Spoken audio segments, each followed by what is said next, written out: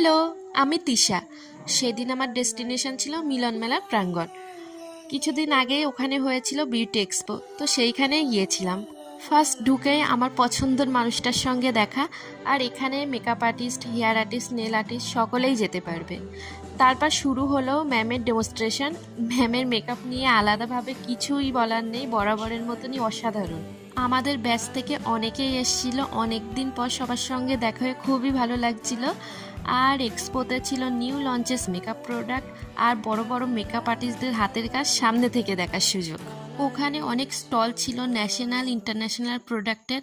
আর হ্যাঁ, অনেক স্টেজের সামনে অনেক গেমও চলছিল।